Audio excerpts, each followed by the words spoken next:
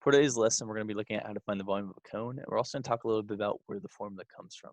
So what I have is I have a cone and I have a cylinder, and what's important about these two is they have the same radius and the same exact height.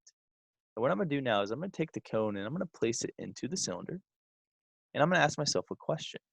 How many cones can we fit into the cylinder? The reason I'm going to ask myself that question is because I know what the formula of the cylinder is. So if I can figure out how many cones fit inside of it, then I can use that information to make a formula for the cone. For example, if I find that 2 cones fit into the cylinder, all I would need to do is take the volume of my cylinder and divide by 2. If 5 cones fit into it, I would just take the volume of my cylinder and divide by 5. So will this be a nice number, or will it be something ugly and irrational such as pi? Well, it turns out it is a nice number, and we can prove that to you with water. If I take the cone and I fill it with water and then I pour that cone into the cylinder, we can figure out how many times I would need to do that until the cylinder is completely full. So if you don't know the answer yet, go and take a moment, think for yourself, what do you think the answer will be?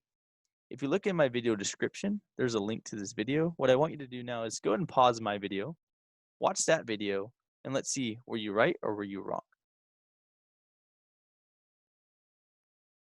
Turns out the answer is 3. We can fit exactly 3 of the cones into the cylinder. So now that I know this information, I can now write a volume formula for the cone. The volume formula for the cone will simply be the cylinder divided by 3, or in other words, multiplied by 1/3. And we all know what the volume of the cylinder is. We saw that in the previous videos. The volume of the cylinder is pi r squared h. So we now have that the volume of the cone is V equals 1/3 pi r squared h, or you can write it as pi r squared h divided by 3. Now that we have the formula, let's go and look at an example and solve it together. So I have a cone, and we're going to use pi is equal to 3.14. You're going to notice that my cone is sideways, so for a few of us, that might be a little confusing. So I can go and flip it and put the base down at the bottom. So now it looks like this. And let's go and use the formula we just solved from the previous slide. V equals 1/3 pi r squared h. And let's plug in what we know. Well, looking at the cone, I know that the height is 17 feet. And I know that the radius halfway across, we see that that is 6 feet. And I also know that pi is 3.14, so I'm going to go and plug in 3.14. I'm going to plug in 6 for r and 17 for h.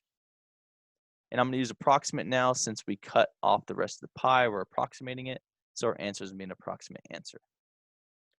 Just like the cylinder, I'm going to start with the exponent. 6 squared, that's 6 times 6, that's going to be 36. And now I'm going to take care of all the numbers that aren't a fraction. So I'm going to multiply 3.14 times 36 times 17. And you can multiply all those at once on your calculator. If we multiply those 3 numbers, we're going to get 1,921.68. And now all I need to do is multiply by 1/3. In case you forgot how to multiply by 1/3, remember it's the same thing as dividing by 3. So on your calculator, just do 1,921.68 and divide by 3. And we get our answer. The volume of the cone is approximately 640.58 cubic feet. So you're going to notice I didn't write the units in my work. So I just had to remember at the end to write my units in my answer. So hopefully this helps with your worksheet today. And then tomorrow we'll have a video on how to find the volume of a sphere.